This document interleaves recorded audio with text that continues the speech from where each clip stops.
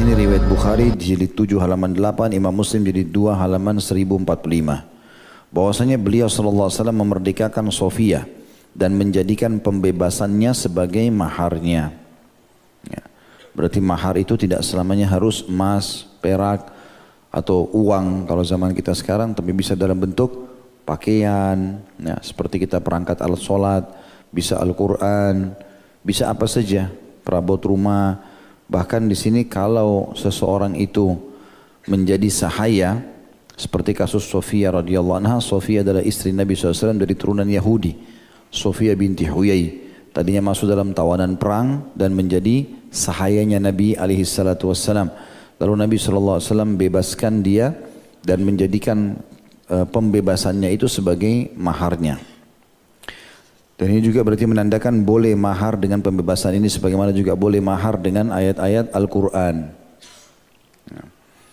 Hadis selanjutnya 878 dari Abu Salamah bin Abdurrahman, bahwasanya beliau berkata, Sa'altu Aisyata zaujan Nabi sallallahu alaihi wasallam, kam kana sadaqu Rasulillah sallallahu alaihi wasallam? Qalat kana sadaquhu li azwaji 12 uqiyatan wa nashya.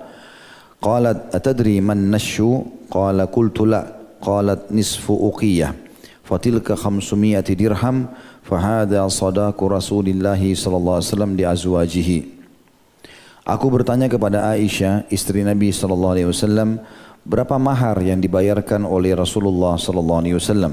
Maksudnya kepada para istri beliau.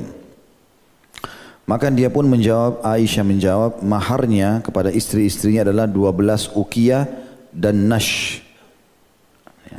Ini tentu disebutkan nasya, ya. Dia bertanya, maksudnya Abu Salamah bin Abdurrahman bertanya, Aisyah bertanya kepada Abu Salamah, apakah kamu tahu apa itu nasya? Aku menjawab tidak. Maka dia menjawab setengah uqiyah. Maka semua itu adalah 500 dirham.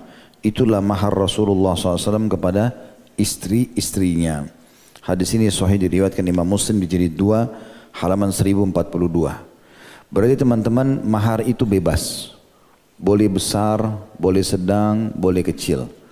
Tetapi tetap makin sederhana maharnya, maka makin besar pahalanya. Ya, makin besar pahalanya. Jadi di sini kita bisa lihat bagaimana Nabi SAW pernah menikahkan seorang sahabat dengan ayat Al-Quran. Nabi SAW pernah menikahi Sofia dengan pembebasannya dari sahayanya. Nabi SAW juga pernah menikah dengan Khadijah, maharnya 20 ekor unta, besar sekali. Ya. Dan Nabi SAW umumnya menikahi istri-istri yang lain dengan 500 dirham. Tentu dirham ini kita lihat perkembangan, ya, teman-teman bisa mengikuti perkembangan dirham. Lalu dikali 500 kurang lebih itulah mahar Nabi SAW. Dan mahar ini sesuatu yang diletakkan pada saat akad nikah untuk menjadi syarat sahnya pernikahan itu. Ya. Dan ini tidak masuk di sini tentunya biaya yang dipakai untuk gedung atau acara walimah, itu sedekah dari dua belah pihak atau dari satu pihak, itu nggak ada masalah. Yang penting sekarang adalah masalah mahar yang diletakkan sebagai syarat pada saat itu atau akad nikah. Hadis selanjutnya 879 dari Ibnu Abbas radhiyallahu anhuma, beliau berkata, "Lamma tazawwaja Aliun Fatimah radhiyallahu anha, qala lahu Rasulullah sallallahu alaihi wasallam a'tiha syai'a." Qala ma 'indi syai'. Qala fa aina dir'uka al-hutamiyah.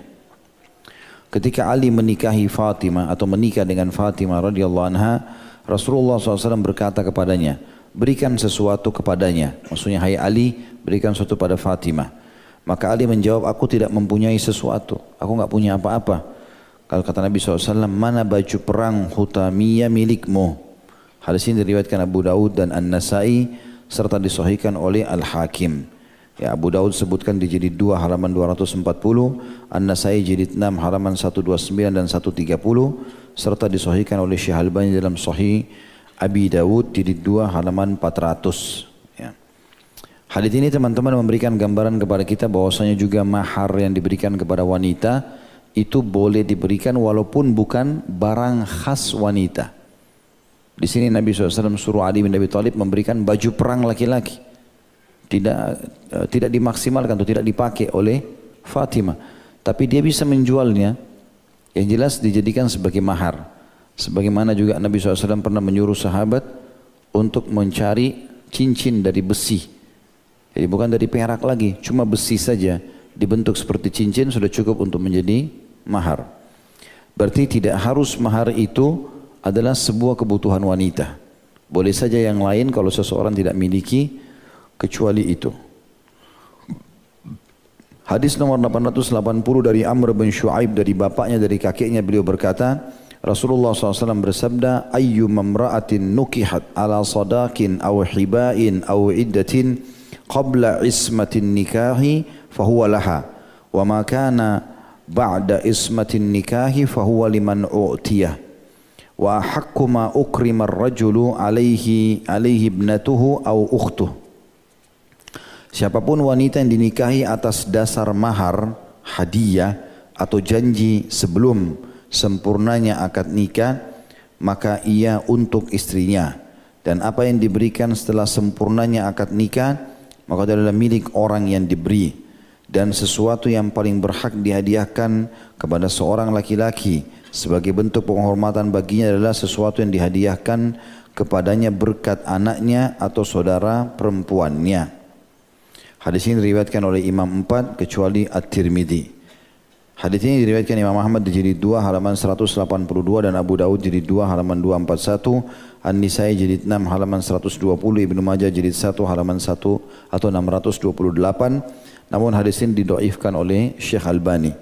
Makna hadis adalah siapapun wanita yang dinikahi atas dasar mahar, hadiah atau janji sebelum sempurnanya akad nikah, maka ia untuk istrinya. Maksudnya boleh seseorang mengatakan saya akan menikah dan saya akan berikan mahar nanti begini dan begitu, ya, begini dan begitu.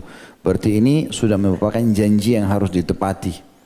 Kalau seseorang laki-laki tiba-tiba nggak bisa, saya mau kasih mahar 10 juta, tiba-tiba nggak bisa, dia harus segera memberitahukan saya tidak bisa 10 juta tapi saya hanya bisa begini dan begitu.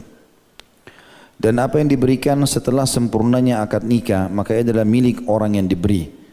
Kalau setelah nikah itu sudah kewajiban, sudah sifatnya nafkah, tidak dibahasakan lagi mahar.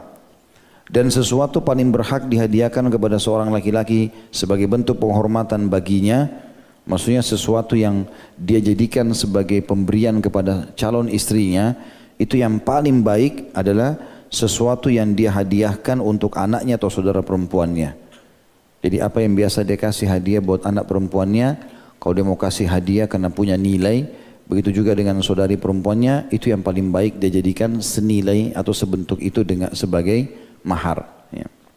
Misal contoh, ada laki-laki kaya raya, dia memberikan anak perempuannya kendaraan misalnya.